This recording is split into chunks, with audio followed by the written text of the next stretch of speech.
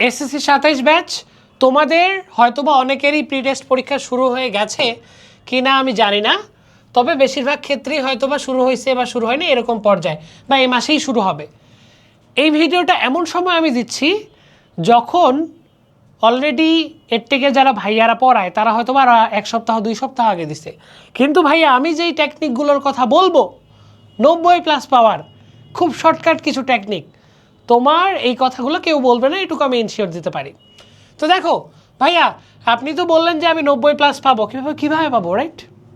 এখন আমরা খুব ভালো করে জানি যে প্রি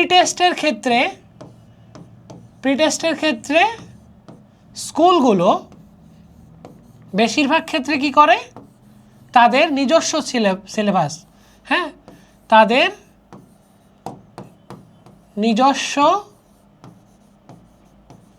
নিজস্ব সিলেবাস ফলো করে অনেকখানি, ঠিক আছে?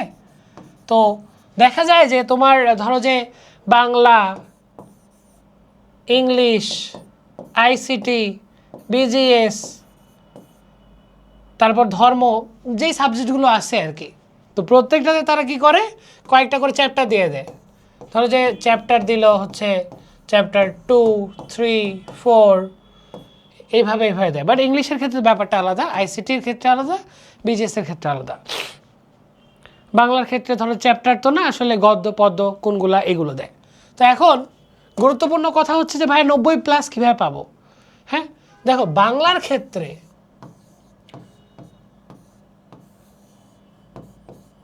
ক্ষেত্রে যেই গদ্য পদ্যগুলো দিবে সেগুলো ভালো করে পড়বা, কারণ আলটিমেটলি একটা কথা বলি,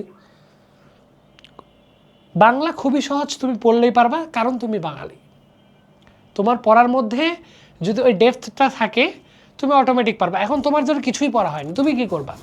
তবুও বলবো, ধরো যে গদ্য পদ্যর ক্ষেত্রে মূল ভাবটা একটু দেখে নিবা যে কীভাবে ব্যাপারটা হয়েছে।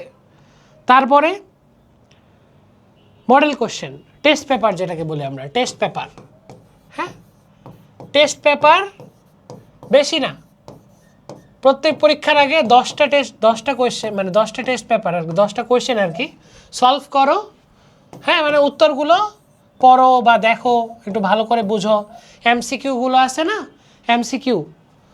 এমসিকিউ সেগুলো দেখো, দেখবো অটোমেটিক তোমার বাংলা কমন পড়ে যাবে। কারণ টিচাররা কি করে, টিচাররা ওই মডেল কোশ্চেনগুলো থেকে বিভিন্নখান থেকেই মানে টুকে দিয়ে দেয় সব মিলে, বুঝতে পারছো? ইংলিশের ক্ষেত্রেও সেম কাহিনী। ইংলিশ তো তোমার বিশেষ করে ফার্স্ট পার্টের ক্ষেত্রে যেটা হয় যে যেই বিষয়গুলো থাকে, টপিকগুলো, সেগুলো পড়তে হয়, হ্যাঁ, মানে পড়াটা বেশি, রিডিংটা পড়া বেশি, এখানে রিডিংটা বেশি, তাই না? ইংলিশের ক্ষেত্রে রিডিংটা বেশি। আর এই যে মানে পার্ট বি থাকে, যে লেটার, অ্যাপ্লিকেশান, মানে ফার্স্ট পার্ট সেকেন্ড পার্ট সে যেটাতেই থাক, ফার্স্ট পার্ট সেকেন্ড পার্ট, এগুলো তো তোমাদের পড়া, ওই একই জিনিস বারবার রিপিট হচ্ছে, একই জিনিস। সেগুলোর ক্ষেত্রেও তুমি মডেল কোশ্চেনগুলো 10টা দেখো, সেখান থেকে কমন পাবা। অনেক ভাইয়া আপুরা দেয় না যে এই 10টা পড়ে নাও, এখান থেকে কমন আসবে, এরকম টাইপ। তুমি ঠান্ডা মাথায় ওগুলো একটু দেখে নিবা, তোমার হয়ে যাবে। আর গ্রামারের ক্ষেত্রেও আমি যেটা বলি যে প্র্যাকটিস যত করবা গ্রামারে, কারণ নিয়ম তো ভাই এক জিনিস, ওই নিয়ম তো আর বদলাচ্ছে না, ওই নিয়ম কি আর বদলাচ্ছে তো না। তোমার দুর্বলতার কোথায়, তুমি প্র্যাকটিস করতেছো না। প্র্যাকটিস করো 90%, তুমি যদি গ্রামার না পারলা তাহলে আমার নাম চেঞ্জ করে রাখো। এটা গেল ইংলিশের কথা। তারপরে ম্যাথ তো হচ্ছে সবারই সাবজেক্ট, তাই না?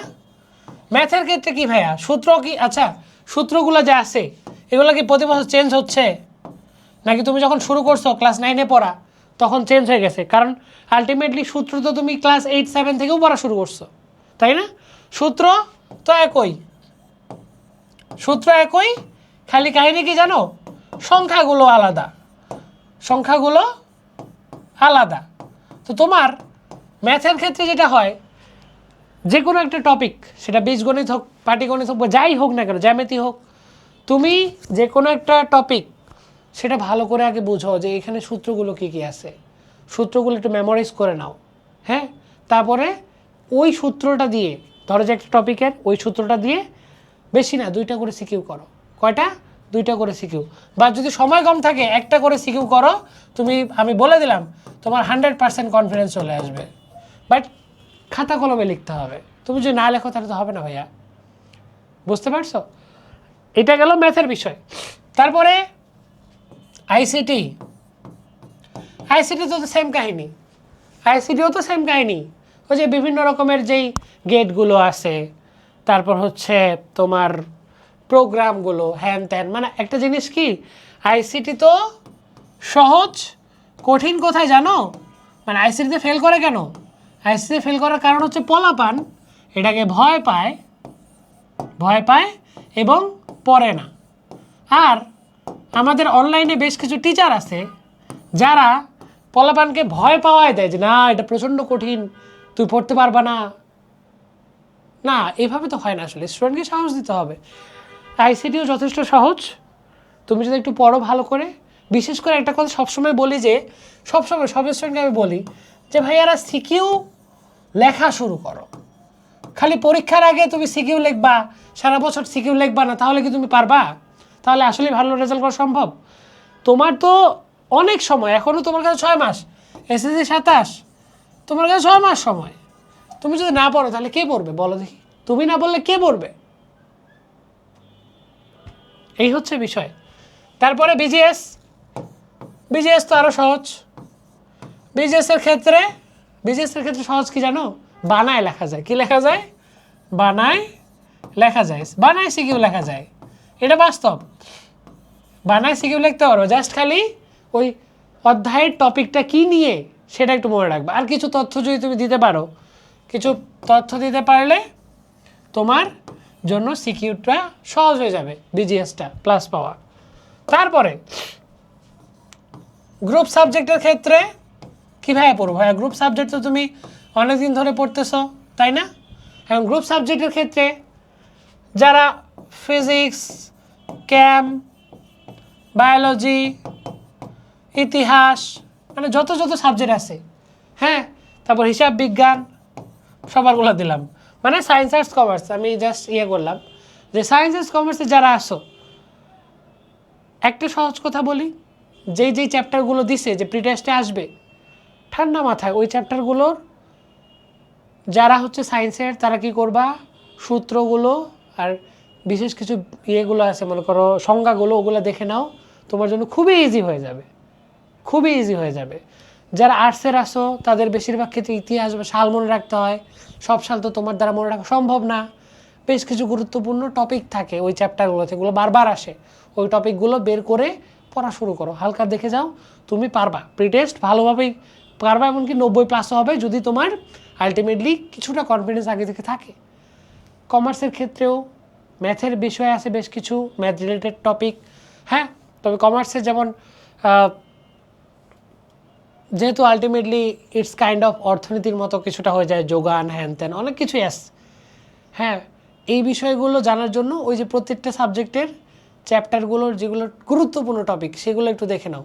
আর প্রি টেস্ট যদি কলেজ থেকেই তো মনে হয় টিচার কোয়েশ্চেন করবে, সেক্ষেত্রে টিচার যদি সাজেশন দেয় তাহলে আরও ভালো। প্রি টেস্ট নিয়ে চিন্তা করার কোনো মানেই হয় না আসলে, রাইট?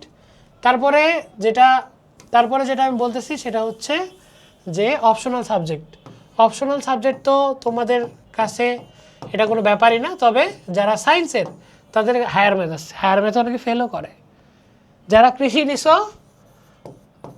নিছো তারা A+ যে পাবা এটা 100% শিওর রাখো, এখান থেকে আমার 3 পয়েন্ট লাগবেই। আর যারা সায়েন্সের যারা হায়ার ম্যাথ নিছো তাদেরকেও বলবো, যেহেতু যদি তোমাদের ভবিষ্যতে কোনো ইচ্ছা থাকে যে ইঞ্জিনিয়ারিং বা সব কিছু মিলে, সেক্ষেত্রে আমি বলবো যে হায়ার ম্যাথের ক্ষেত্রেও তোমরা ভালো করে পড়াশোনাটা করো। একটা কথা সবসময় বলবো, সেটা হচ্ছে যে এই কয়েকটা দিন বা তোমার যে পরীক্ষা এখন চলে থাকে, একটু ভালো করে পড়ো, শুধুমাত্র প্রি টেস্টের জন্য না, তোমার এটা বাকি সময়ও কাজে লাগবে। আর ভাইয়ার সাজেশন পরামর্শ কেমন লাগলো বললো। আলটিমেটলি একটা কথা বলি, তুমি স্টুডেন্ট, তোমার দায়িত্বই হচ্ছে পড়াশোনা করা, এই হচ্ছে মোদ্দা কথা।